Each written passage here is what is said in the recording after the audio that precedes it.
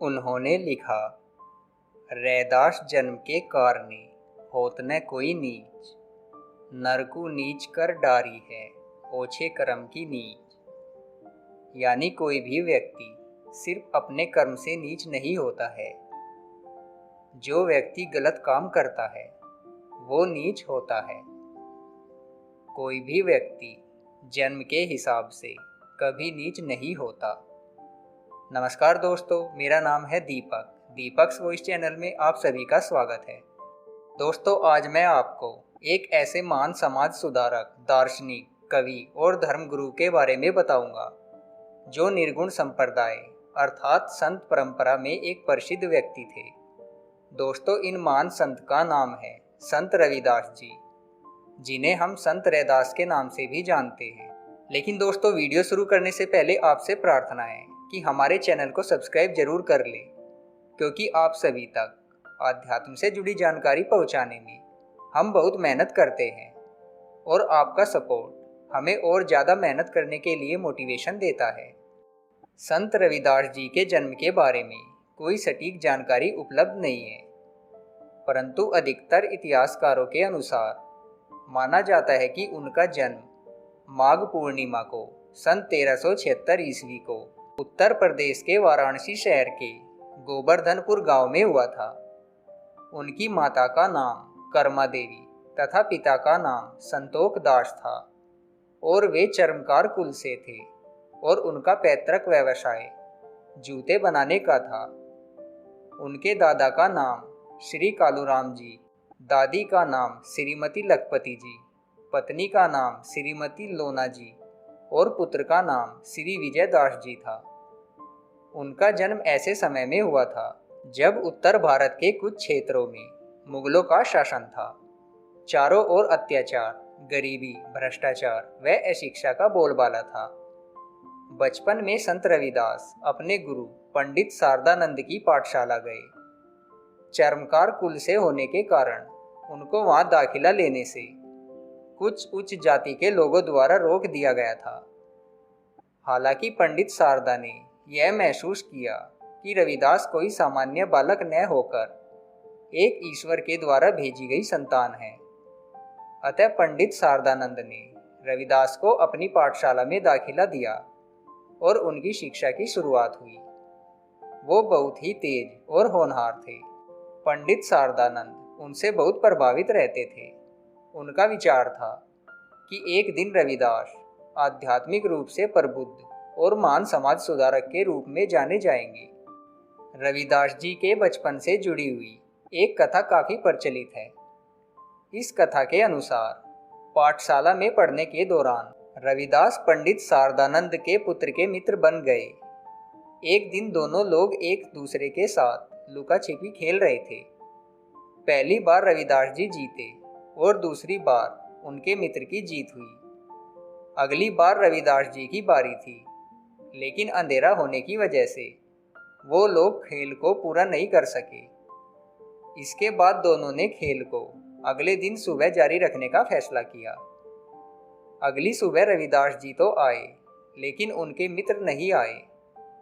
वो लंबे समय तक इंतजार करने के बाद अपने उसी मित्र के घर गए और देखा कि उनके मित्र के माता पिता और पड़ोसी रो रहे थे।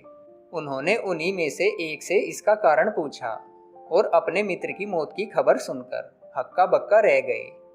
इसके बाद उनके गुरु ने संत रविदास को अपने बेटे की लाश के स्थान पर पहुंचाया।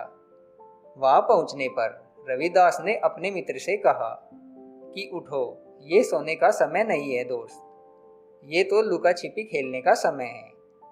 जन्म से ही गुरु रविदास दैवीय शक्तियों से समृद्ध थे। रविदास के ये शब्द सुनते ही उनके मित्र फिर से जी उठे। इस आश्चर्यजनक पल को देखने के बाद उनके माता पिता और पड़ोसी चकित रह गए। भगवान के प्रति उनके प्यार और भक्ति की वजह से वो अपने पारिवारिक व्यवसाय से जुड़ नहीं पा रहे थे और ये उनके माता पिता की चिंता का बड़ा कारण था। अपने पारिवारिक व्यवसाय से जुड़ने के लिए इनके माता पिता ने इनका विवाह काफ़ी कम उम्र में ही श्रीमती लोना देवी से करा दिया, जिसके बाद रविदास को पुत्र रत्न की प्राप्ति हुई, जिसका नाम विजयदास रखा। शादी के बाद भी संत रविदास सांसारिक मोह की वजह से पूरी तरह से अपने पारिवारिक व्यवसाय के ऊपर ध्यान नहीं दे पा रहे थे। उनके इस व्यवहार से शुद्ध होकर उनके पिता ने सांसारिक जीवन को निभाने के लिए बिना किसी मदद के उनको खुद से और पारिवारिक संपत्ति से अलग कर दिया। इस घटना के बाद रविदास अपने ही घर के पीछे रहने लगे और पूरी तरह से सामाजिक मामलों से जुड़ गए। रविदास जी बहुत ही दयालु और दानवीर थे।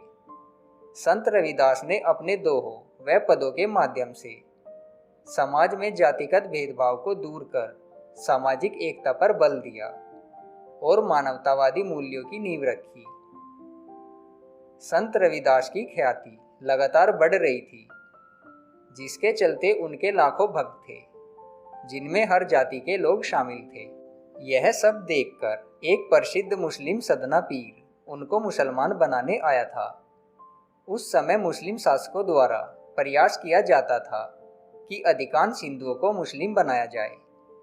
उसका सोचना था कि यदि रविदास मुसलमान बन जाते हैं तो उनके लाखों भक्त भी मुस्लिम हो जाएंगे। ऐसा सोचकर उन पर हर प्रकार से दबाव बनाया गया था। लेकिन संत रविदास को हिंदू या मुस्लिम से नहीं, मानवता से मतलब था। रविदास जी के करीब 40 पद सिख धर्म के पवित्र ग्रंथ गुरु ग्रंथ साहिब में भी सम्मिलित किए गए हैं। बताया जाता है कि स्वामी रामानंदाचार्य वैष्णव भक्ति धारा के महान संत हैं। वह रविदास जी के शिष्य थे। रविदास संत कबीरदास के समकालीन थे। रामानंद गुरु के 12 शिष्यों में से रविदास और कबीर प्रमुख शिष्य थे। संत कबीर जी और गुरु रविदास जी में गहन मित्रता थी। उन दोनों महापुरुषों ने हिंदू और मुसलमानों को एक साथ लाने की कोशिश की। कबीर की तरह रविदास भी कवियों में विशिष्ट स्थान रखते हैं। कबीर ने रविदास को संतन में रविदास कहकर मान दिया था। राजस्थान की मशहूर कृष्ण भक्त मीराबाई भी उनकी शिष्य रह चुकी थी। कहा जाता है कि चित्तौड़गढ़ के राजा राणा सांगा की पत्नी झाली रानी भी उनकी शिष्य थी। संत रविदास के जीवन से जुड़ी कई रोचक और चमत्कारी घटनाएं हमारे समाज में आज भी प्रचलित है। एक बार रविदास जी के कुछ विद्यार्थियों और अनुयायियों ने पवित्र नदी गंगा में स्नान करने के लिए पूछा, तो उन्होंने यह कहकर मना किया कि उन्होंने पहले से ही अपने एक ग्राहक को जूता देने का वादा कर दिया है, तो अब वह उनकी प्राथमिक जिम्मेदारी है। विद्यार्थी ने उनसे दोबारा निवेदन किया। तब उन्होंने कहा, उनका मानना है कि मन चंगा तो कठौती में गंगा, मतलब शरीर को आत्मा से पवित्र होने की जरूरत है, ना कि किसी पवित्र नदी में नहाने से। अगर हमारी आत्मा और हृदय शुद्ध है तो हम पूरी तरह से पवित्र हैं, चाहे हम घर में ही क्यों न नहाए। एक अन्य कथा के अनुसार एक बार उन्होंने अपने एक ब्राह्मण मित्र की रक्षा एक भूखे शेर से की थी, जिसके बाद वो दोनों गहरे साथी बन गए। हालांकि दूसरे ब्राह्मण लोग इस दोस्ती से जलते थे, सो उन्होंने इस बात की शिकायत राजा से कर दी। रविदास जी के उस ब्राह्मण मित्र को राजा ने अपने दरबार में बुलाया और भूखे शेर द्वारा मार डालने का हुक्म दिया।